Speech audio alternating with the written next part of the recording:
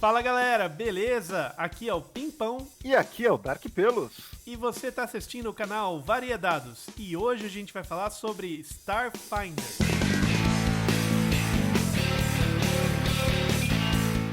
E aí galera, hoje que começa o episódio sou eu, porque quem manja mais de Starfinder aqui nessa mesa sou eu, Dark Pelos. Mas a gente também trouxe um convidado, o Thiago, de novo para ajudar nos comparativos com Spelljammer e com outras coisas mais antigas que a gente tem por aí. Tudo bem, Thiago? Opa, beleza, tudo bem, gente. Apesar de ser chamado de velho, eu vou trazer algumas perspectivas aí de um sistema velho que eu gosto bastante, que é o AD&D. Na cara! Nós vamos fazer algumas comparações entre o espaço de antigamente com o espaço de agora. E bem, vamos começar falando de Starfinder. O que é Starfinder? Starfinder nada mais é do que Pathfinder no espaço. Ou se você quiser ser mais exato, D&D 3,5 no espaço. É basicamente isso. Beleza, galera, valeu. Se curtiu, dá um like, compartilha, se inscreve no canal. Valeu, galera. Basicamente é isso. Eu acho que isso resume muito bem o que é o Pathfinder, o Starfinder.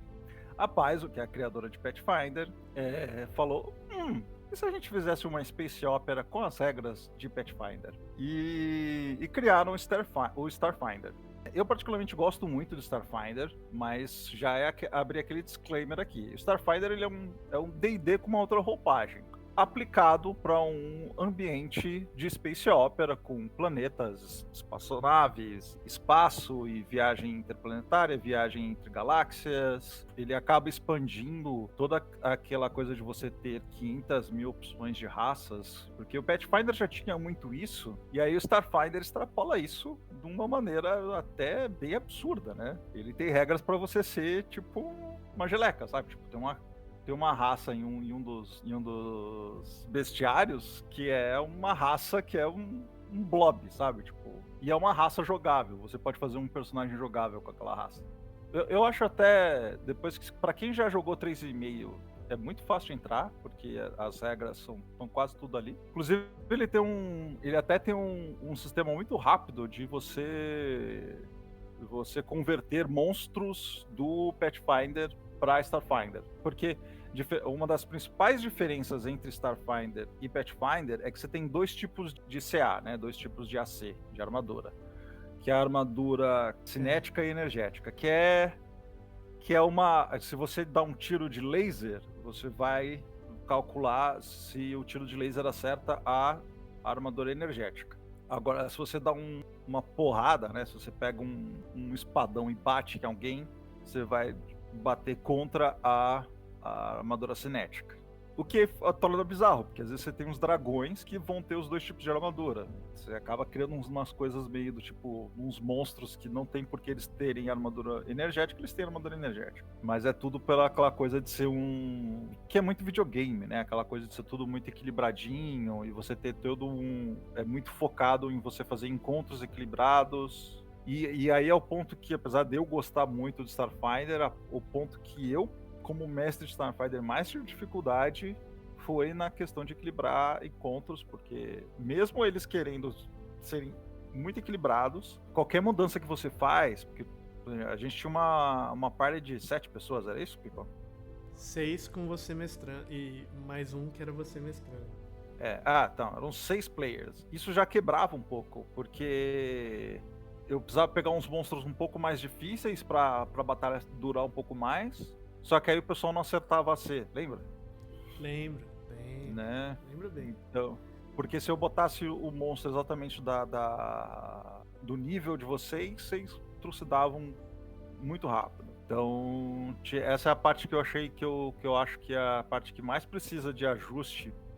Considero que assim, Starfinder vai ter, acho que inclusive tá pra sair. Vai sair uma segunda edição, eles estão compartilhando, tipo, diários de bordo dos testes que eles estão fazendo.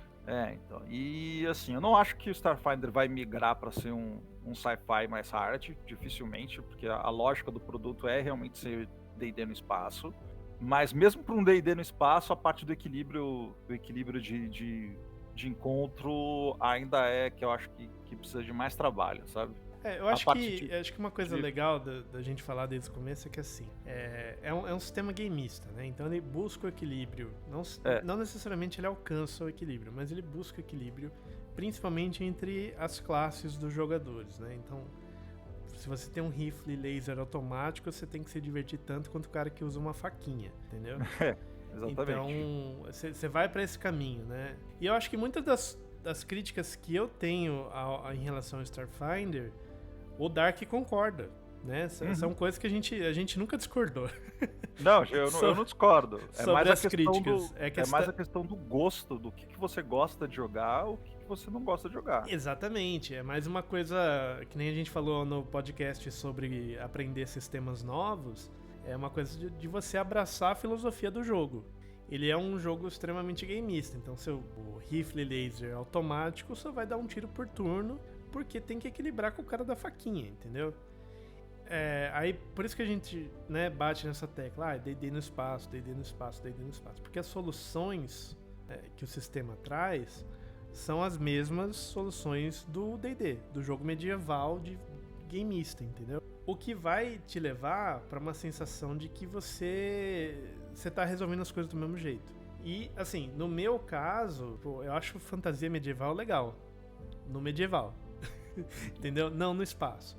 Então foi um negócio que me incomodou um pouco, né? Tipo, em questão de preferência pessoal. Então, assim, vai falar, Pimpão, vamos jogar Starfinder? Não vou, cara. Já joguei, a gente, né, nossa campanha durou 1 ano e meio, eu acho. Foi 1 ano e meio. E eu lembro que eu cheguei na conclusão e o Dark concordou que, cara, é um jogo que nasceu precisando de uma segunda edição, porque ele tem alguns problemas mais sérios, assim.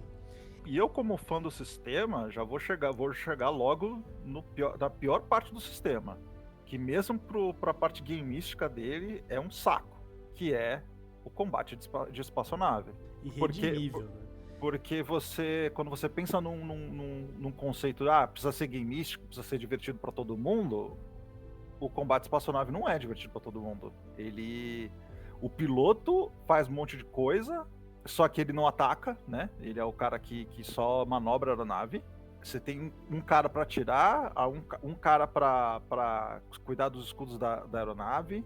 E aí fica um negócio maçante. A gente tentou umas 3 ou 4 vezes, né? Fazer combate de espaçonave. Mais. A gente tentou mais. Inclusive, quando eu sugeri da gente enfrentar o último chefão, que era um dragãozão, dentro da nave, todo mundo me olhou com cara feia. É verdade. Com motivos. Né? Com motivo, porque o combate espaçonave era muito chato. Assim, não, sim, porque que eu acho que é a questão de que, não sei se fizeram um pouco playtest, não sei se... Quando eu li o sistema de nave, eu li, parece interessante pra caramba. Porque na teoria, ele faz sentido, né? Então ele parece muito interessante. Só que quando você bota, e aí pensando, Starfinder quer ser um jogo com essa mentalidade de vai todo mundo se divertir. Ele é focado pra ser um videogame de mesa. Ele perde isso, sabe? Vira um negócio... eu acho que, assim, começando já minhas críticas, né? Eu acho que tem algumas coisas que são mais travadas. Esse negócio que você falou, por exemplo, do equilíbrio de combate, do grupo com 6 jogadores. A Paizo vem focando bastante em ter um jogo muito equilibrado, matematicamente equilibrado, né? Então a gente vê isso no Pathfinder 2, principalmente, assim, isso fica muito claro.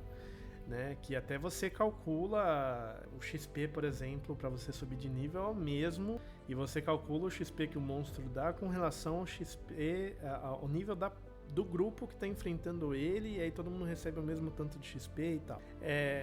Mas isso faz com que você tenha um range ali, né? Você tem um alcance de bichos para brincar, né? E é o que a gente falou no podcast sobre o D&D, cria aquele efeito esteira. Ali, tipo, se você tá no level 8, o ideal é você enfrentar bichos do level 4 até o level 12, entendeu? Fora desse alcance, ou o bicho não representa nenhum perigo pra você, ou você não representa nenhum perigo pro bicho. Então, assim, pra algumas pessoas, eu entendo que isso é muito atraente, né? Agora, pra gente ficou meio complicado porque a gente tava fugindo da lógica. A gente não era um grupo com 4 jogadores, a gente era um grupo com 6. E nisso, ou o Dark, como mestre, enchia de bicho pra gente bater, ou era 2 turnos de combate, entendeu? Pra mim, uma das melhores coisas do Starfinder é a arte, né? Você começa a olhar o livro de monstros e o livro básico. Nossa, a arte desse livro é incrível. Eu já gostava muito da arte do Pathfinder, né? E esse eu acho que entrou sobe de nível, assim. Inclusive, a arte do Starfinder é bem bonita. Inclusive, quando a gente foi jogar e eu peguei o livro pra ler, foi uma das coisas que mais me chamou a atenção. Além de ela ser muito bonita, ela é muito evocativa também, né? Sim, mas o setting é muito legal, que eu gostava bastante, né? Que foi a coisa que mais me pegou. Eu li bastante sobre o setting e começando a falar sobre o setting aqui, né? Starfinder, ele tá setado dentro do mesmo universo de Pathfinder, mas o que acontece? Ele tá em algum lugar no futuro que ninguém sabe dizer exatamente quanto. Por quê? Porque aconteceu alguma coisa estranha e existe 300 anos de gap, que eles chamam de The Gap mesmo. Eu não sei como é que ficou a tradução, não lembro. Que nem os elfos que viveram durante esse período conseguem lembrar o que aconteceu. E nesse período, o planeta Golarion, que é o planeta onde acontece Pathfinder, ele não existe mais. E no lugar da órbita onde ficaria o planeta Golarion está uma estação espacial chamada Absalom Station. A Absalom Station era a principal cidade, a Absalom era a principal cidade de Golarion, né, a maior cidade de Golarion. E aí você tem outros planetas e você começa a expandir esse universo, né? E aí você descobre que os elfos de Golarion, na verdade, originalmente são de um outro planeta que tá no livro básico, que é o Castrovel. E aí você começa a descobrir, aí você tem várias raças diferentes, você tem uma raça que tem 4 braços, você tem uma raça de insetoides que tem 3 gêneros, né? Que é porque você tem o gênero macho, o gênero fêmea, e você tem um gênero que é intermediário, que é o gênero host, que é o gênero que, no processo de reprodução, é o gênero que cuida dos ovos antes deles eclodirem. Então, uma criança dessa raça sempre vai ter três pais, né? Isso é uma coisa que é interessante. Alô, quem leu os livros da cultura do Ian M. Banks, e para quem leu eram os próprios deuses do Isaac Asimov. E aí, você tem várias raças interessantes no livro básico, e aí se você começa a partir para os outros livros que começam a trazer mais raças, é um negócio que fica aquela chuva de coisas diferentes. E não é aquela coisa de elfos com cores diferentes, que é uma coisa que tem muita gente que reclama, sabe? Tem uma raça nova e é basicamente um furro com uma cor diferente. Não, são umas raças muito estranhas e muito interessantes, que nem tem o Blob, que eu falei no início. Não, e aí, assim, de sistema mesmo, né? O que isso tudo vai levar a gente? A gente vai ter aquela clássica combinação do sistema D20, né? Que é 6 atributos, CA, bônus base de ataque, salvaguarda. Você rola um D20 para você, e você tem um número para você passar, para você superar. Sim, você escolher entre uma raça e uma classe. Exato, a classe vai determinar muito o que você faz no jogo. E a classe tem aquelas tabelinhas clássicas do D20, que você olha para a tabela e você vê tudo que você vai ganhando em cada nível, né? E aí, para falar das classes aqui, só para você ter uma noção do que são as classes, você tem... são 8 classes no... 7, não é? Só faltou uma. Não, 7. São 7 classes no sistema clássico, que são Envoy, que é o enviado, que ele eu acho que é a única classe que não tem paralelo exato com o sistema medieval, porque ele é uma mistura de bardo com diplomata, sabe? Ele tem ele é uma classe que é mais específica, assim. Aí você tem um mecânico, que basicamente é um artificer, mas com habilidades bem maiores, tanto que o mecânico pode ter e você pode fazer um paralelo com o ranger, porque o mecânico tem um droidzinho, que é tipo um bichinho que fica com ele o tempo inteiro. Você pode ter umas especializações no caminho, né? Então o mecânico, no livro básico, né, ele pode escolher entre ter um droid, né? Que Ou funciona como um segundo personagem para familiar. Ou você tem a opção de ter um enhancement cerebral que te ajuda a É um atirar. exoesqueleto, né? Fazer um exoesqueleto. E aí, tipo. É um exoesqueleto, e aí te dá uns bônus de combate. E aí você tem o místico, que é como se fosse um clérigo. Ele basicamente é um healer. Ele tem poderes curativos de origem sobrenatural. Você tem o operativo, que é basicamente... Que foi a classe que você jogou, né Pimpão? Que é basicamente um rogue. Um ladinho. Ladino, Tem inclusive com o sneak attack. Com o sneak attack, chama trick attack, que eu vou dar uma atenção especial nisso. Uhum. Aí você tem o Solarian, que ele é um misto de monge com paladino, e ele é basicamente o Cavaleiro Jedi do setting. Tanto que ele pode ter uma espada de energia. A diferença é que a espada de energia dele não tem não tem um hilt físico, né? Ele gera a espada de energia que nem o Kuwabara, sabe? Tipo, nada, assim, tipo, da mão dele. Você tem um Soldier, que é basicamente um guerreiro, ou bárbaro, ou uma mistura dos dois. Ele é o tanque. É o guerreiro, né? Porque ele pode usar todos os itens de combate do jogo. Né? Exatamente. E ele só que eu falei com o bárbaro porque ele também tem muita habilidade de tanque, né? De segurar muita porrada também. E aí você tem o Technomancer, que é uma mistura de mago com feiticeiro, que é o cara que tem magias arcanas. E é isso. E aí você tem toda uma questão de arquétipos também, que você pode escolher arquétipos. Você tem os temas e os arquétipos. E aí o tema te dá um bônus de habilidade. Tipo, você tem o Ace Pilot, que dá um bônus de destreza. Você tem um Bounty Hunter, que dá um bônus de constituição. Então ele meio que ajuda você a deixar o seu personagem com um flavor um pouco diferente. Arquétipo é uma maneira de você mudar algumas habilidades da sua classe, para sua classe ter features diferentes. Então você escolhe um arquétipo diferente e aí a sua classe, se fosse ganhar uma habilidade em tal nível, ela ganha uma outra habilidade. Então é meio que como você fazer pequenos tweaks na sua classe para ela não ser exatamente igual. Né? E esses arquétipos também, os outros livros adicionais vinham trazendo arquétipos e habilidades diferentes, que é basicamente você modula a sua classe e aí você escolhe uma habilidade daquela classe que você pode trocar por uma outra habilidade, para você não ter as duas, sabe? Para não ficar overpower. Bom, no Spelljammer, né, as classes lá, você tem a mesma coisa do D&D, e aí dependendo do mundo que originou, né? Então é curioso isso, né? Você pode usar tanto as classes tradicionais de um dos sets, né? Tipo Dragonlance, Forgotten Realms, que tem ligação, né? E aí vale ressaltar que o Spelljammer aí, ele é a primeira interligação enquanto cenário. Embora o Manual dos Planos, né, fosse mais antigo, o Planescape ele é de 94 e o Spelljammer é de 89. Olha só, faz tempo, hein? e aí você conseguia, né, com o cenário do Spelljammer, viajar entre os mundos de Dragonlance, Greyhawk e Forgotten Realms, né, os cenários, né? Mistara não, porque Mistara ficava no D&D, como a gente já falou num outro vídeo aí, esses primeiros cenários, né, o Greyhawk e o D&D, e o Mistara para o D&D e o Greyhawk para o AD&D, né? E aí ele ficava fora, você não tinha ligação, o Mistara você não conseguia ligar com os outros mundos, né? E aí você podia usar qualquer uma das classes e, além disso, você tinha algumas classes, assim, não são muito bem classes, são kits, né?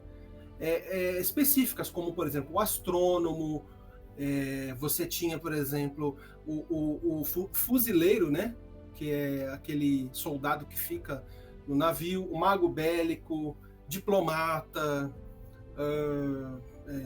evangelista, né? Que são aqueles caras que vão levar alguma palavra aí em outros universos, né? Então, assim, vale ressaltar também que acho que um pouco diferente da pegada que talvez o Starfinder tenha, né? Mais de exploração espacial e tal, esse aqui ele tem uma questão bastante assim que remete às explorações mundanas aí, de levar a fé, né, de algum canto ao outro do universo, né? Então você tinha essas classes aí que são bastante moldadas, o que não impede de você fazer alguns crossovers aí interessantes, né? Isso é interessante porque o Starfinder ele saiu em 2017, né? E o Pathfinder 2 saiu em 2019. E essa ideia de arquétipo, eu não sei se foi implementada exatamente do mesmo jeito, mas essa ideia tá lá, de arquétipo, né? Sim, tá. O Starfinder, quando você para, o pouco que eu vi do Pathfinder 2, o Starfinder você vê que foi a Paizo já experimentando coisas que ela veio depois aplicar no Pathfinder 2. Mas tem uma coisa que ela usou no Starfinder que ela não usou no Pathfinder 2, que é uma coisa que eu achei muito legal, que é as duas pools de pontos de vida diferentes. Você lembra disso, Pimpão? Sim, você tem uma estamina, né? E tem estamina e HP. E aí, isso é uma coisa que eu achava que era dentro da dinâmica do jogo, eu achava muito interessante, que a estamina é aquele seu HP que acaba muito rápido, mas volta muito rápido também, que é aquele que é o seu cansaço, que é do tipo, se você para e dá aquela respirada, você gastava um Resolve Point e aí você recuperava a sua estamina inteira. E a estamina era esse HP que ele era mais maleável. Você perdia primeiro e você recuperava mais rápido, antes de chegar no seu HP. Quando você começava a tomar dano no HP, era porque você realmente estava sofrendo um dano de verdade, e esse dano você não recuperava de qualquer jeito. Acho que você recuperava 1 ponto de HP, era uma coisa assim, eu sei que era bem pouco que você recuperava de HP por dia, 1 de HP por nível de personagem. Que eu acho que essa coisa de ser 1 de HP por nível de personagem, é que eles tentaram fazer, estamina você recupera rápido e o HP você demora para recuperar, é um conceito interessante, que eles tentaram deixar o setting um pouco mais perigoso, mas aí você tem magia de cura com facilidade e poção, e aí você recupera seu HP rápido, né? Meio que perde o propósito. Assim, eu também... Essa é uma coisa que eu acho que foi uma ideia muito boa. Eu acho que a implementação dela acaba não fazendo diferença, né? No final das contas, você tem que acompanhar 2 contadores de HP, né? Porque eles têm exatamente a mesma função, né? Mas que no final das contas acaba não te trazendo essa diferença, né? Porque você tem maneiras simples de recuperar, né? Um descanso curto de 10 minutos, você usa um Resolve Point, que acho que você ganha 1 por nível, não é? Um negócio assim? Você tem 1 por nível. Você tem como ter um pouco mais também, mas era cerca, 1 por nível, e você recupera num descanso de 8 horas, você recupera todos os seus Resolve Points, se não me engano. E aí, por exemplo, eu que joguei de operativo não tinha nada pra fazer com Resolve Points, tava tranquilaço. Mas a ideia é boa, que tipo, você tem metade da sua vida, né? É mais ou menos metade da sua vida pra cada lado, né? Exatamente. E aí, a ideia era muito legal de você, por exemplo, você tá num combate e você esgotou seus pontos de estamina, quer dizer que você tá na metade da sua vida e essa metade você não vai conseguir recuperar em batalha. Porque você só consegue recuperar descansando, né? O seu fôlego. Exatamente. E por outro lado, né? Você poderia acordar no outro dia com, sei lá, como é 1 de HP por nível, né? Se você tivesse no nível 8, você podia acordar no outro dia com 8 pontos de HP, 9 pontos de HP, né? Só pra falar que você não caiu. E estamina cheia. Então você também estaria na metade da sua vida. E assim, eu acho que isso entra num outro ponto, que é o livro te vende uma coisa que ele não consegue entregar. Tem muitos pontos em que ele faz isso. Então quando você vê isso, enquanto a gente tá falando, você fala, pô, isso aqui é interessante, cara. Né? Você tem que dar uma maneirada no seu ritmo, entender como é que funciona e tal, não sei o que. No final das contas não faz tanta diferença assim, em relação ao D&D, por exemplo. Tanto é que nas discussões de internet você nem vê muita gente falando isso, porque realmente acaba não fazendo diferença. O livro, ele é bem grande, tem muito conteúdo, mas às vezes você acaba se perdendo para achar alguns conteúdos, porque nem tudo é como é que chama? Autorreferenciado? Autorreferenciado. Então às vezes você se perde aonde tá cada assunto. Eu lembro que era uma coisa assim, né? Tem muito status, né? Uma questão muito de status. Então você tem, tipo, o flat-footed, você tem sei lá mais o que e tal. E aí, virava e mexia, a gente acionava um status do bicho que dava algum bônus ou alguma penalidade pra alguém, seja pra gente, seja do bicho. Sim. E a gente ia procurar, cara, e a gente perdia muito tempo, assim, porque... Tudo bem, ele ser um livro muito grande, acho que não tem nenhum problema nisso. Até porque ele é o equivalente ao livro do jogador, mas o livro do mestre, né? Em Sim, questão exatamente. de D&D. Mas, assim, tem muita coisa assim que, tipo... por exemplo, pontos de vida. Se você dormir 8 horas ininterruptas, você recupera alguns pontos de vida. Tá, quanto? Né? Ou... Melhor, cadê essa regra? Enquanto que em outros livros, e a gente tinha acabado de jogar a campanha do GURPS, a gente falava, pô, mas no GURPS pelo menos ia ter a página que a gente tinha que ler para saber quantos pontos de vida a gente ia recuperar num descanso longo, entendeu? Em vez de ter que ficar procurando. Então era uma coisa que a gente realmente, tipo, é um negócio simples de implementar, né? Que eu espero que eles coloquem na segunda edição. Só colocar, tipo, veja a página tal, sabe? É pouca coisa. Eu acho que. E precisa ter um pouco mais disso, né? Isso é uma coisa que é complicado mesmo. Você precisa ter um controle melhor de onde estão as coisas. O lado bom é que tanto o Starfinder quanto o Pathfinder eles têm um site que chama Archives of Netis. Sim, que verdade. todas as regras estão lá de graça para qualquer um acessar. Não tem nem que fazer cadastro. Então é fácil de você acessar essas regras no Archives of Netis. Tem tudo lá. Como vocês falaram do cenário também, né, do Starfinder, acho que é interessante a gente falar mais ou menos assim de como funciona, né? Como a gente falou, ele interliga, né, os principais cenários do AD&D daquele momento, né? Exceto o Ravenloft, que é um semiplano e não tem como acessar, né? E o Atas, que é do Dark Sun, que também ele é assim, né? Não tem como entrar lá via Spelljammer ou qualquer outra coisa. Embora isso seja questionável e tenha algumas coisas, mas não vamos entrar nesse detalhe. Então, os espaços conhecidos são geralmente o Realm Space, né? Que é o do Forgotten Realms, o Kryn Space, que é do Dragonlance, e o Grey Space, que é do Greyhawk, né? E aí, cada um desses sistemas solares, olha o que é mais interessante, ele fica dentro de uma concha. É um conceito bem fantástico, né? Ele não tem a ver com o sci-fi mais hard ou mais soft que talvez o Starfinder queira emular, né? De viagem espacial, o planeta, etc. e tal. Todos os sistemas, eles ficam envoltos numa concha, né? De cristal, e isso fica boiando em um fluido chamado flogisto.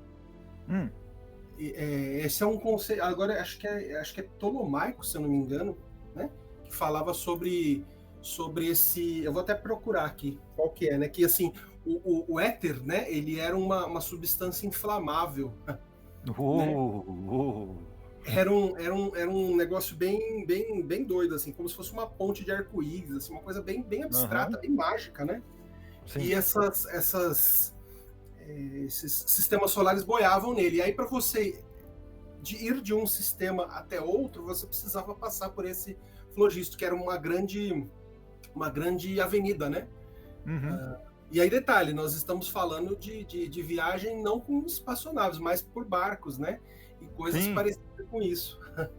O mais maluco de tudo é isso, né? Você tem literalmente caravelas viajando pelo espaço. E aí parando para pensar no Starfinder, isso é uma coisa que também acabei não comentando ainda, que como é que é a viagem no espaço no Starfinder, ela é através de viagem interplanar no final das contas, porque teve um deus que entregou, para você ver como é muito fantasioso, né?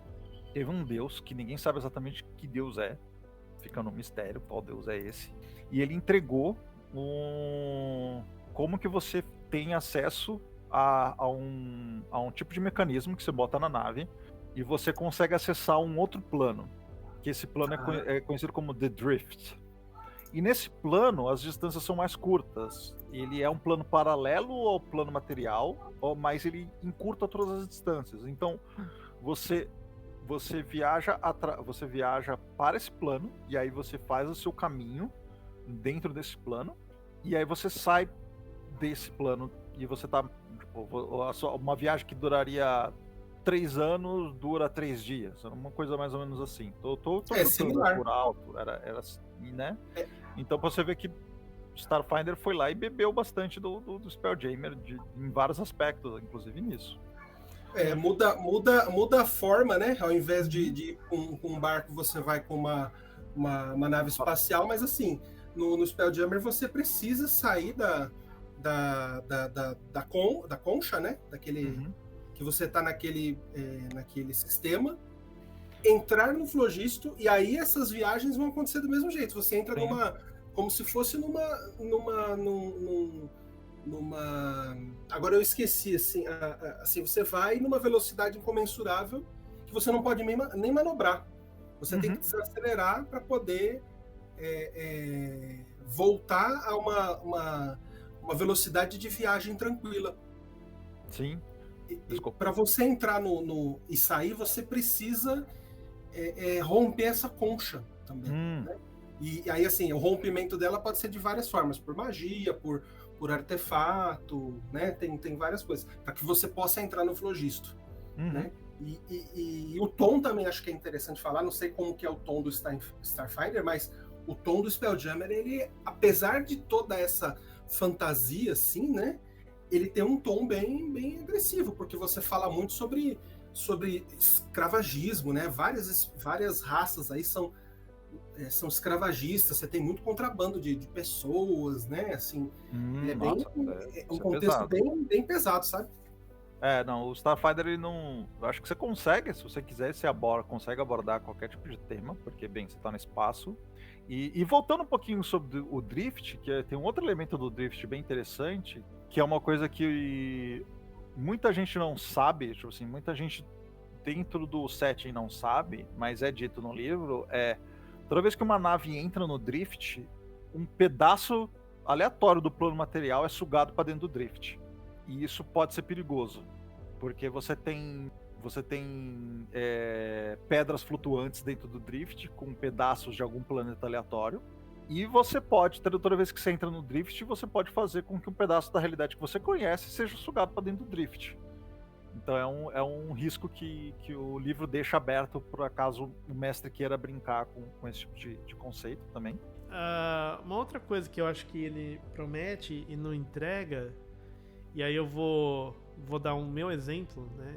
Eu joguei de operativo, e aí o operativo tem umas especializações ali para você escolher, e eu escolhi a especialização Ghost, que eu não sei se ficou espectro no português ou fantasma, mas enfim, a ideia do cara super furtivo. Coloquei um tema de piloto, e eu tava usando um Android. Então, qual que era a minha... Lendo o livro e vendo as imagens do livro, eu falei, cara, isso aqui vai ser muito legal, porque eu vou ser o piloto da nave, né? Já tinha avisado todo mundo desde que eu sou o piloto. E também vou ser um cara super especializado no combate. Vou ser aquele cara hiper tático, porque todas as imagens e o que está escrito na descrição da classe, você pode usar 2 armas, né? Aí toda imagem que você vai ver e você pode usar sniper, né? Você já começa com essa habilidade. Então todas as ilustrações que você vê da Android operativa no livro, ou ela tá com 2 pistolas ou ela tá com sniper. E assim, eu falei, putz, isso vai ser muito legal, entendeu? Porque eu vou ser o cara que vai ficar de longe abatendo os inimigos com sniper, e quando precisar, né? Quando precisar se infiltrar, eu também, né? Vou passar ali super na furtividade e vou poder usar minhas 2 pistolas pra atirar, né? E vou poder... Isso me dá uma flexibilidade muito grande, porque eu posso dar 2 tiros no mesmo alvo, eu posso dar 2 tiros, um tiro em cada alvo diferente. E isso vai ser estratégico, porque né? Enfim, você tá ouvindo, você tá imaginando o que dá pra fazer. Mas no final das contas, o sistema não deixa você brincar disso. Eu acho que dar o segundo tiro no mesmo turno, você tinha um bônus, você acabava tendo Você tinha uma penalidade muito grande, né? Uma penalidade que não adiantava, sabe? Ficava um negócio... Matematicamente não vale a pena. É aquele negócio que a gente falou no começo. A matemática do Starfinder, ela é muito justa, né? No sentido de que ela é muito, muito bem ajustada. Tenta equilibrar tudo pra todo mundo Isso quer dizer que assim, se tipo... divertir de maneira igual. É a mesma coisa que a gente discutiu sobre o problema do efeito esteira na terceira edição. O que vai acontecer? O bicho vai ficar mais difícil, e uma das coisas que faz o bicho ficar mais difícil é subir a CA. Então, de repente, aquele seu bônus de ataque que você tem vai ser o suficiente para você passar da CA do bicho do seu nível. Só que aí, se você vai fazer uma manobra que nem dá 2 tiros por turno, no caso, me dava uma penalidade de -4 em cada jogada de ataque. Só que como o bicho já estava no meu nível, perder esses -4, perder esses 20% de chance de acerto, né? -4 num D20 é 20%. Fazia muita diferença. Então era uma jogada muito arriscada. Ao passo que você, que nem o Dark já falou, você tem uma habilidade muito próxima do Sneak Attack, do Ladino no D&D, que chama Trick Attack. Ela funciona igual, só que a única diferença que ela tem é uma diferença muito favorável, né, pro operativo, que é que você não tem nenhuma condição para acionar essa habilidade. Então, assim, não tem que ter um inimigo no combate corpo a corpo com um alvo que você quer atingir. O alvo não pode estar ciente do seu ataque, mesmo que você esteja atacando sozinho, você consegue fazer o Trick Attack. Então, assim, você não tem nenhum gatilho para fazer ele. Você não gasta Resolve Point, então, assim, você não gasta nenhum recurso a mais. Você não tem uma condição especial a ser atingida para poder usar. E aquele negócio do Sneak Attack, né? Você vai dar mais dano. Você tem uns dados adicionais para jogar de dano. Então, quando você parava e fazia a conta, tanto em questão de dano médio, quanto em questão de dano máximo, era muito melhor dar o Trick Attack do que dar 2 tiros no inimigo. E mais ainda, né? No Trick Attack, você anunciava o Trick Attack, você fazia uma jogada de perícia, de acordo com a perícia especializada que você tem, e se você passasse, você ganhava um bônus na sua jogada de ataque, que era uma jogada de ataque normal, com esse bônus. Então, no final das contas, se você tá numa batalha e você tá imaginando que você vai usar as 2 armas, não faz sentido. E aí entra um outro problema para gravar isso. O jogo, assim como o D&D, quinta edição, ele é feito para terminar, a batalha é feita para terminar em 3 a 5 turnos. Ou seja, se eu decidir fazer um ataque com 2 pistolas agora e errar os 2 ataques, eu só tenho mais 2 oportunidades, entendeu? Porque vai acabar. Tem mais. O Trick Attack, depois de um tempo, ele ainda dá uma penalidade no bicho. E aí vira o samba de uma nota só, né? Que é uma coisa que eu acho que fica... Essa parte eu concordo que... O Dark virava assim, Pimpão, sabe o que você vai fazer? Trick Attack, entendeu? Não tinha outra coisa pra fazer. Então aquela sua ideia de ter alguém com 2 pistolas na mão não adianta, né? Ele serve, assim, tem situações hiper específicas que talvez valha a pena. Então, por exemplo, você tem uma pistola de plasma, você tem uma pistola elétrica e uma pistola laser na outra mão. E você está enfrentando um bicho que você não sabe se tem alguma resistência, alguma fraqueza, e você testa as 2 pistolas. Só que aí você já vai gastar, ou você tem muita sorte e acerta os 2 tiros no primeiro turno e descobre se tem alguma penalidade, alguma resistência, alguma fraqueza, ou você vai gastar 2 turnos dando um tiro para descobrir isso, né? Um tiro com Trick Attack. No terceiro turno, tanto faz. Entendeu? Porque o bicho vai cair. A outra situação que parecia interessante era, por exemplo, um bicho tá quase morrendo, né? A gente sabe que o bicho tá quase morrendo, o bicho já levou dano pra cacete. A narração do Dark já tava assim, cara, ele tá... Você vê que ele tá tentando correr, mas ele já não consegue tanto, entendeu? E eu pensava assim, bom, beleza, agora eu não vou dar o Trick Attack, porque eu vou dar um tiro nesse bicho pra finalizar ele e vou dar um tiro já num outro bicho pra já começar a dar dano. Só que, de novo, né, aqueles menos 20% te ferram, né? E às vezes, mesmo que você acerte, talvez o primeiro tiro que você acerte no bicho que tá fraco, talvez não mate ele, né? E como a gente tá falando num sistema D20, o personagem com 1 ponto de vida, um personagem com 100 pontos de vida é tão eficiente quanto, né? Você não tem uma espiral da morte. Então, assim, eu me via obrigado a desviar meu segundo tiro pra terminar de matar o meu alvo original, que eu achei que ia matar com um tiro só. E ainda corria o risco de errar, né? E isso que vocês estão falando é sobre o design, né? Que é muito comum de balanceamento. Na época aqui do Spelljammer, né? Você não vê, porque é um AD&D, né? Então, balanceamento não é uma proposta do sistema. O desafio acontece e você tá lá. Se você tiver uma estratégia boa para vencê-lo, ok. Se não, tá lascado. Exato. E o balanceamento vem com a terceira edição, né? Exato. Né? Que, como a gente falou de novo, né, no podcast, por isso que a gente fez o podcast do D&D primeiro, né? Tá muito calcado na OGL, né? Então, uma outra coisa que me tirava do sério é que, pô, eu tenho uma especialidade do sniper. Pô, o sniper vai... Vou tacar o terror aqui com o sniper. Não vai, bicho. Não vai, porque eu lembro que na primeira sessão... beleza, quanto que minha pistola dá de dano? Dá um D6. Legal. E meu sniper? Um D8. Não é possível. Um D8? Isso que você tá falando remete a uma... A gente já discutiu algumas vezes essa questão do alinhamento de expectativas, né? Exatamente. E o Spelljammer, eu acho que ele tem, né? Tem lá seus defeitos e eu não estou defendendo, não é essa a ideia. Mas fica muito claro que a gente está jogando um negócio, assim, fantástico.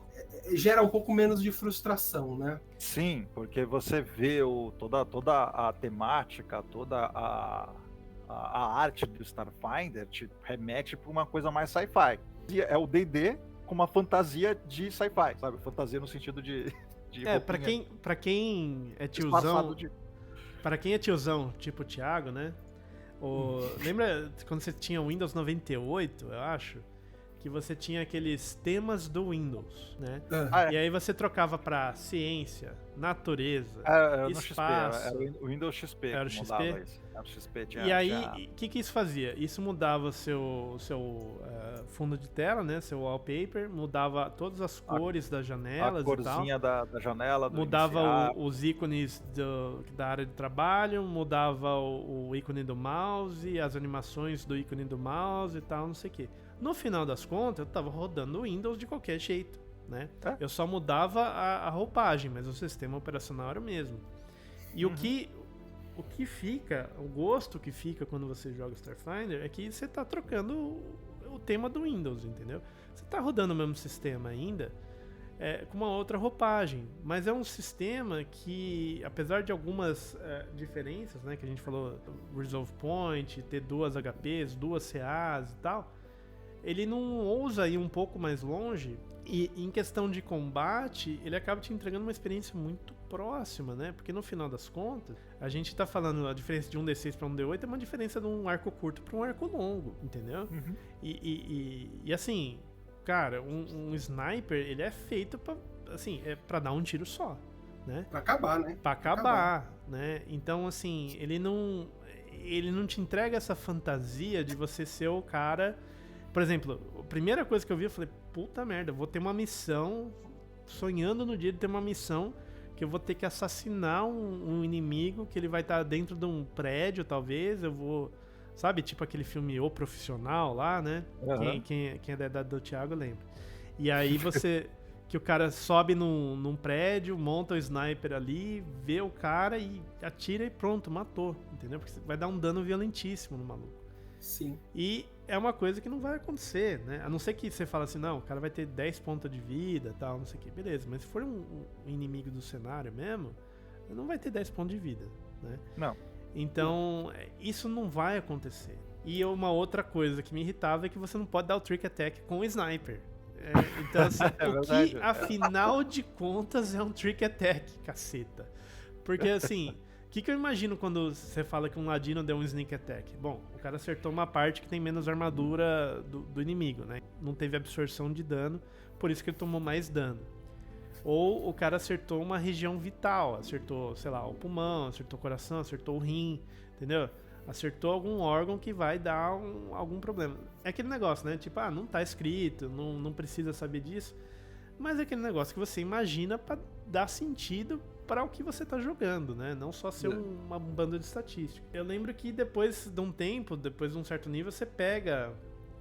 o seu Trick Attack começa a dar efeitos, né? E aí o primeiro efeito é diminuir 2 de CA do bicho, que é maravilhoso pro resto do grupo.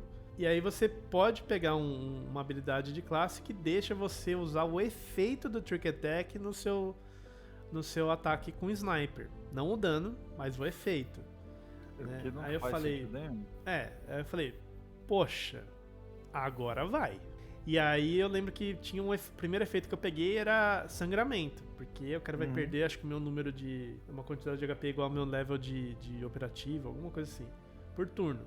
Não é muito, mas é um dano passivo. O cara vai tomar o dano normal, né? Mais um dano passivo aí todo turno. Ajuda. Só que aí você para e pensa, pô, o que o cara tem que fazer pra parar um sangramento? Tem que recuperar um ponto de vida ou fazer um teste de medicina durante um turno. Tá, então, de novo, aquele negócio de eu assassinar um cara no outro prédio não vai acontecer. Porque no meio da fuga, o cara só faz um torniquete ali e acabou. O cara não vai morrer. E por fim, né, pra parar minha reclamação aqui, que vocês já devem estar de saco cheio, tinha uma outra coisa que também eu falava assim, oportunidade perdida, né? Algumas armas têm uma habilidade especial quando você dá o dano crítico, quando você tira 20 no dado. Então às vezes um dano a mais, às vezes um efeito em área, blá blá blá. Aí um dia eu achei, né, eu ganhei de recompensa um rifle que quando você tirava crítico, você acertava uma parte específica do corpo do inimigo. Você ia rodar o D20 de novo e ia sair um resultado ali e você acertava uma parte específica do corpo. Eu falei, pô, isso aqui é legal, cara. Isso aqui tem um flavor, né? Tem um sabor, né? Eu não vou poder escolher que parte, mas, porra, né? Vou dar um efeito de acordo com a parte do corpo do bicho que eu vou acertar. Pois bem, foi olhar a tabela lá. Você vai acertar a perna direita, a perna esquerda. Legal, né? Cabeça. Falei, porra, cabeça vai ser da hora, né? Vai ser, pô, vou tirar metade da vida do bicho, né? Porque o One Hit Kill eu já tinha desencanado. Aí se você tira 20, só 20, você acerta na cabeça. Tá, o que acontece? O alvo fica stunado por um turno. Porra, mano, um turno, um tiro na cabeça, você tem 5% de chance, vezes 5% de chance de novo, porque você tem que tirar 2 20 seguidos, né? A sua chance é baixa, muito baixa de você conseguir dar o tiro na cabeça e você vai dar um efeito de stun, sabe? Por um turno. Por um turno, né? Então, é meio triste, assim. E falando de armas laser serem reskin de arco, você tem uma coisa, por exemplo, que seu rifle laser automático não vai dar mais de um tiro por turno. Pimpão, mas dá sim pra dar mais de um tiro por turno. Dá. Mas olha só como é que funciona. Você pode gastar seu pente inteiro e aí você dá mais de um tiro por turno. Você fala, pô, isso aqui é legal. O meu rifle tem 30 balas, né? No pente. Vou metralhar um chefão, entendeu? Vou fuzilar ele.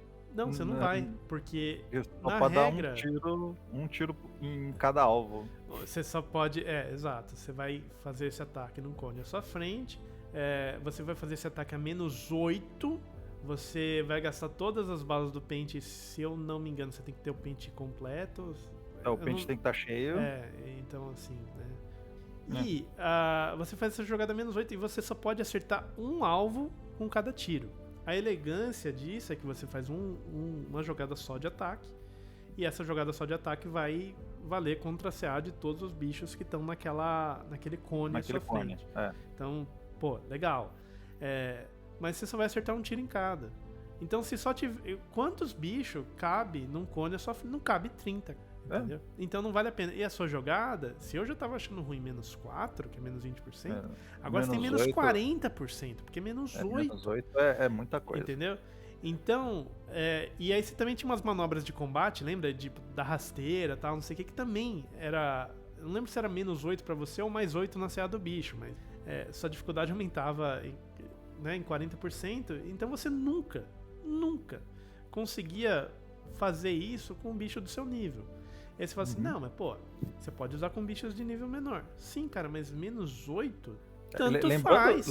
Né? Tipo, se eu vou acertar o bicho com menos 8, quer dizer que ele tá num level tão mais baixo que o meu, que já não é mais perigo. Cara, quantas vezes o nosso soldado conseguiu usar essa habilidade? Ele usou o quê? Uma, 2 vezes? Sim. Porque não valia a pena, cara. E usou 2 vezes quando a gente tava tipo, no level 8, você colocou uns bichos de level 5. Mas então, ele tem, tipo, esse negócio, por exemplo, de dar 2 tiros por turno. Mas tem um talento que você pega e diminui essa penalidade de menos 4. vai de -4 pra -3. Né? Porra, bicho, Não. você não me ajudou, entendeu? E outra, cara, tira essa porra dessa penalidade, cara. É como habilidade de classe, não como feat.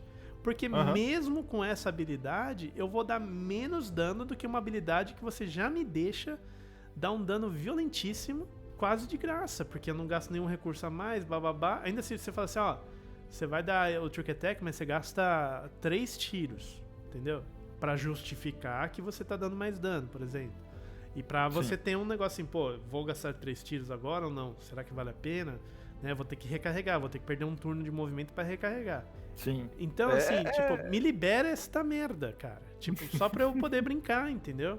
Outra coisa que acabava só enchendo o saco, munição de arma. Cara, você tinha uma arma de energia, beleza, coloca lá no carregador da nave e ela vai carregar. Tá. Beleza, faz sentido? Faz sentido. Só que, por um lado, no meio do combate era muito difícil. Tipo, meu personagem só recarregou arma no meio do combate quando eu tinha um sniper que dava um tiro só por turno. Só tinha um tiro no cartucho. Aí ele recarregava todo turno, mas assim, né? Cara, eu não conseguia acabar com a munição da pistola. E às vezes eu, tipo, era 3, 4 combates e não acabava a munição da minha pistola, entendeu? Então, assim, nunca foi um... Tem lá, se você quiser recarregar, você vai gastar uma manobra de movimento, então você não pode sair do lugar, mas você recarrega. Eu falei assim, beleza, importante, né? Tem que tomar cuidado, porque, né, pô, vai ter uma hora que eu vou ficar exposto, né? Se acabar minha munição e eu estiver no meio do nada, né, no exposto, ou eu vou ter que correr pra vou ter que abrir mão do meu ataque e vou ter que correr pra uma cobertura. Só que além de não acabar, a cobertura não ajuda muito, entendeu? Porque você não tem tanto que se preocupar em perder vida, né? Porque você tem um poço gigantesco de ponto de vida, né? Você tem muito ponto de vida, você tem como recuperar a estamina parando 10 minutos pra respirar, né? Gastando lá um Resolve Point. Você tem cura instantânea, seja através de poção, seja através do místico.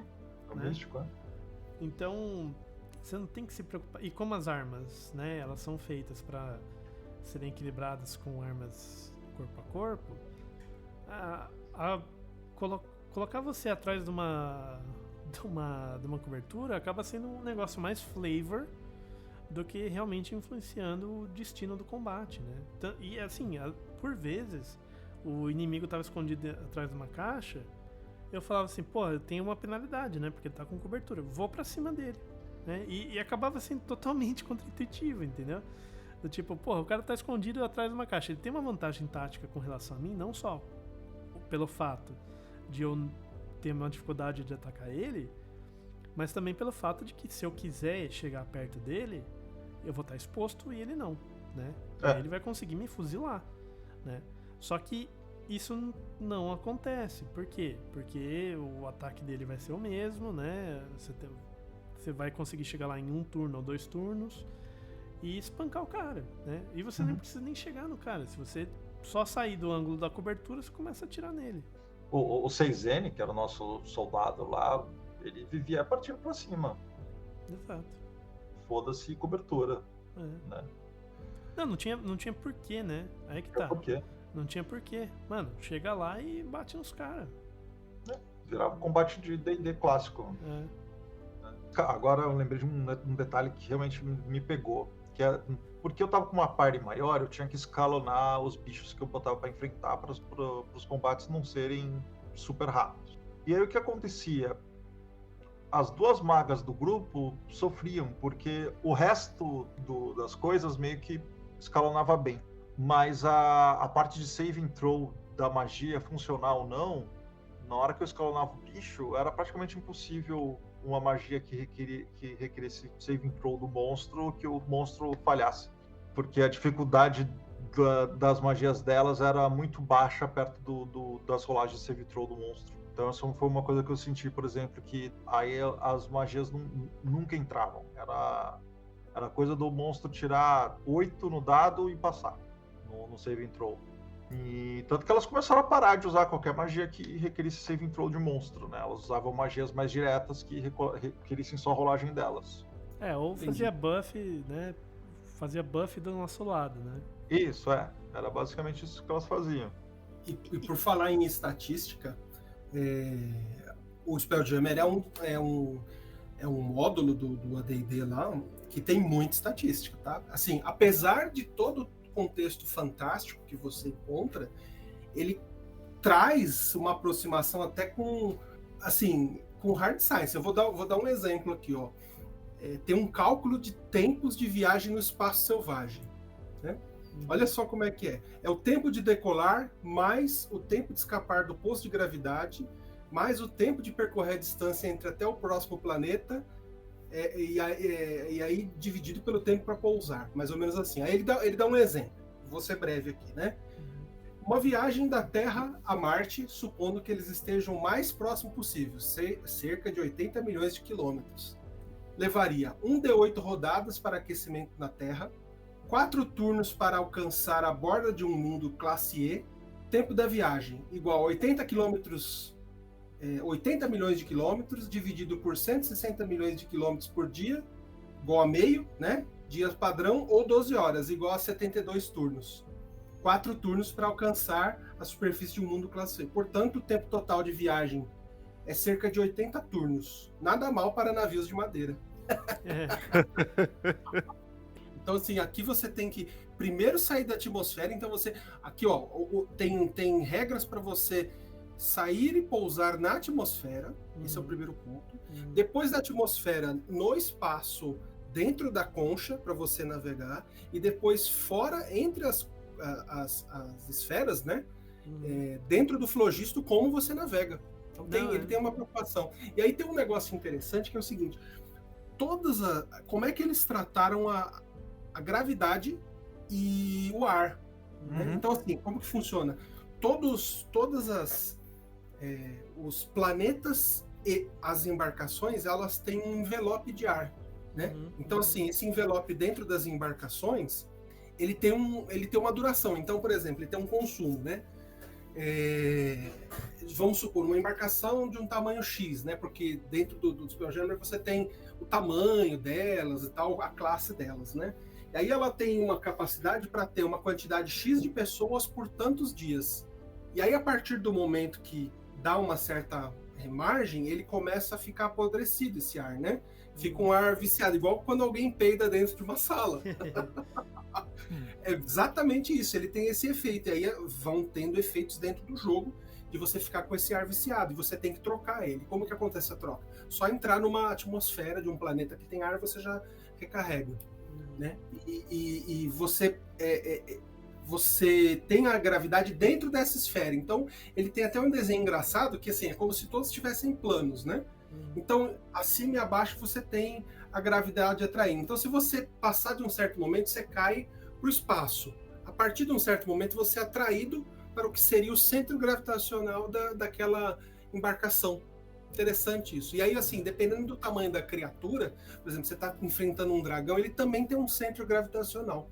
Isso é AD&D, hein, amigos? Não é GURPS, tá? Pois é, nós não estamos falando de GURPS, nós estamos falando de extensão de envelope de ar, centro gravitacional de uma nave. E isso porque nós entramos nas regras ainda mais crunches aqui do sistema. Eu gosto de Starfinder, gente, mas outra coisa que eu acho que é muito trabalhoso é aquela coisa de todo nível, sabe? É aquela coisa, as armas você tem que subir de nível, sabe? É tipo como se fosse MMO. Peraí. Puta que eu pariu, amigo. Cara, essa, assim, me frustra não levar arma de fogo a sério. Mas, né, isso aí é culpa mais minha do que do sistema. Mas, assim, de problema pra todo mundo, é esse negócio. Porque os equipamentos, né, principalmente armas e armaduras, tem nível. É aquela coisa. Primeiro você vê aquele como é que chama? Você vê o armory, né? Você vê aquela tabela gigantesca de armas, e você lembra os bichos, fala, nossa, que foda, muita coisa diferente pra testar. Não, cara, basicamente eu gosto de pistola laser. Você tem a pistola laser nível 2, a pistola laser nível 5, a pistola laser nível 8, a pistola laser. É tipo, vai mudando a cor da arma, sabe? A arma verde, aí depois vem a arma azul, que normalmente é MMO, em jogo de RPG, Diablo, essas coisas, você tem a mudança de cor pra mudar a raridade e. Perfeito. Entendeu? Aquelas armas que vão subindo de nível. Aí você tem a arma branca, né? Você tem a cinza, aí depois a branca, aí depois a verde, aí depois a azul, aí depois a roxa, que já é épico, aí a laranja, que é a lendária, sabe? Pode crer. E você tem, tipo, toda arma tem uns 4, 5 níveis, né? E ela vai basicamente aumentando o dano, né? E a capacidade, talvez a capacidade. E se você não troca de arma, você tá fudido. Quebra também, você tá fudido. Você tem que trocar de arma pra dar dano suficiente pra aquele combate acabar no tempo certo. Por causa da matemática do jogo, né? De novo, o efeito esteira que a gente tá falando. Só que, assim, você pode estar pensando, mas isso aí, porra, é uma vez por turno, tá tranquilo. Meu amigo, a gente chegou a perder 2h30 trocando equipamento. Nossa, eu lembro que eu fiquei... Cara, foi uma das sessões de RPG que eu fiquei mais nervoso na minha vida. Eu lembro que depois disso eu comecei a mandar a lista de equipamentos durante a semana. A gente fazia durante a semana no WhatsApp, porque era assim, gente, insuportável. Escolhe os seus equipamentos fora de sessão, porque senão a gente vai gastar a sessão inteira. É isso, sabe? Tipo, assim, o jogo funciona? Funciona. Funciona? Ele roda. Tranquilo, ele roda, tipo, e se você não tiver nenhuma desses meus toques que eu tenho com relação à ficção científica, você vai se divertir tranquilo, né? O problema é que, realmente, se você quiser fazer alguma coisa que está um pouquinho fora do que ele propõe te entregar, o negócio começa a desandar, entendeu? Alguma coisa vai sair prejudicada, né? Uhum. Sim. Então, acho que é isso. Starfinder tá aí, tem muito para crescer, tem muito conteúdo aí para você brincar com ele, tentar testar, esperar o que vai vir da segunda edição e entender que é um D&D no espaço, ele é uma capa diferente pro seu D&D, para você sentir um pouco diferente, e se quiser se divertir, pode ser bem divertido. Tomar cuidado com a quantidade de players que você bota, né, que pode quebrar um pouco o sistema, e testar. O convite que eu faço é pega uma aventura pronta, pega 4 amigos e testa. E vê o que você acha. Comenta aqui pra gente também o que você achou do seu experimento com o Starfinder. E vamos continuar essa discussão aí na sessão de comentários aqui do vídeo. Inclusive, esse negócio de aventura pronta, a Paizo, em 2018, 2019, ela soltou uma one-shot gratuita. Então tá lá no site dos caras, é só entrar e baixar. E eu não sei se tá traduzida. Eu acho que a New Order traduziu sim. Você também consegue achar no site da New Order a versão traduzida, gratuita. Show. Que é os 4 Skirtemander lá. Isso. Eu acho que vale a pena. Eu tenho, por todas as críticas que eu fiz, cara, eu ainda acho que é um esforço muito legal, porque é um espaço de ficção científica que, né, entre aspas, que está sendo conquistado, né? Abrindo um caminho, né? Falando assim, olha, tem outras coisas pra gente jogar, tá? Não é só castelo, goblin e... Espada e feitiçaria. Espada e feitiçaria, né? Tem outras variáveis aí. Uhum. E ele tem potencial, ele tem boas ideias, né? A gente destacou aqui algumas delas, mas algumas partes ele derrapa muito. E eu acho que essas partes são as que eu espero, né, que sejam atacadas na segunda edição, né? Tipo, olha, vamos resolver esse combate de nave aqui, vamos repensar algumas coisas aqui pra gente realmente sair com um negócio bacana, né? Reza a lenda, né, reza a lenda não, acho que eles vão usar, eles falaram que vão usar a mecânica mais próxima do Pathfinder segunda edição, né, pra eles serem compatíveis, inclusive. Né? Se você vê as classes lá, as habilidades já estão setadas com aqueles... Com as 3 ações. Né? Com as 3 ações, as 3 possibilidades de ações, que é uma das coisas bem interessantes que o Pathfinder segunda edição fez, que é o módulo de ação. É bem, bem interessante. E eles já estão setados, então você vê que e a própria estrutura do livro parece que vai seguir o Pathfinder segunda edição. Então, assim, com relação sistemática, pode esperar que vai ser Pathfinder segunda edição aplicado para o Starfinder. Então é isso, galera. Obrigado aí por ouvirem. Se vocês gostaram, curtem, comentem, compartilhem e sigam a gente. E obrigado, Thiago, por fazer aquele comparativo com o Spelljammer, para a gente ter aquele comparativo, entender um pouco mais de onde vem as coisas. E é isso aí, sigam, digam o que vocês acharam, deem aquela sua opinião para a gente continuar essa discussão. E é isso aí, até mais. Valeu, Thiago. Valeu, um abraço, gente. Valeu, galera. Valeu, falou, tchau, tchau.